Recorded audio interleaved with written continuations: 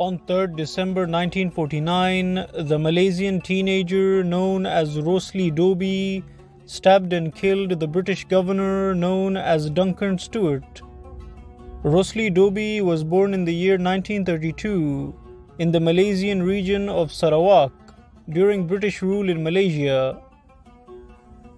During his youth, Rosli Dhobi studied the Quran and became a teacher, and he used his position as a teacher to spread anti-British feelings among the youth.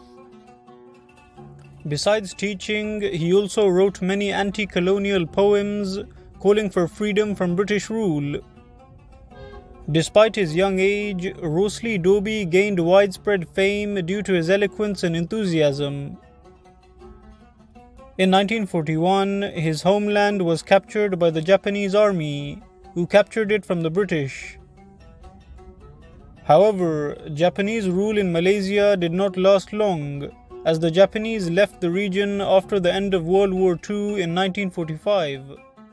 During this period, many regions in Southeast Asia, such as Indonesia, began to gain independence from European powers, after the people refused to allow the Europeans to regain control of their land after the Japanese departure from the region.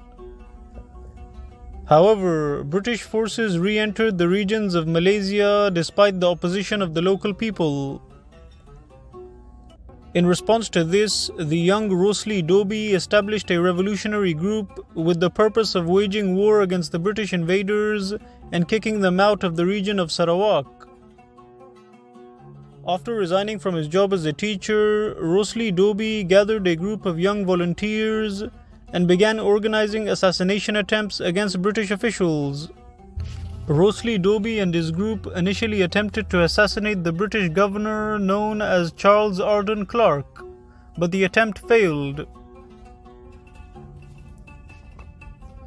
However, on 3rd December 1949, Rosli Dhobi managed to successfully stab and murder the new British governor of Sarawak, known as Sir Duncan Stewart.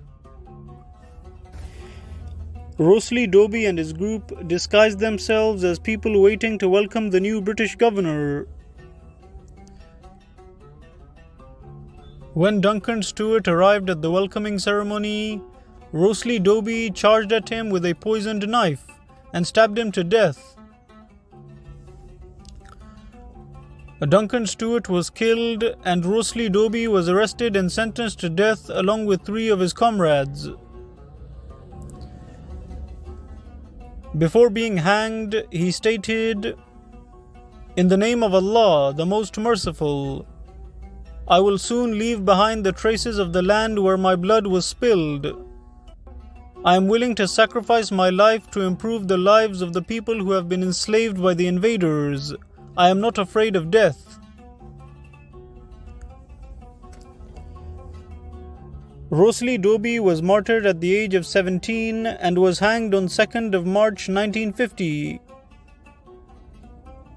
His heroic actions continued to inspire the Malaysian independence movement, and his homeland of Sarawak was liberated from British rule 13 years after his death.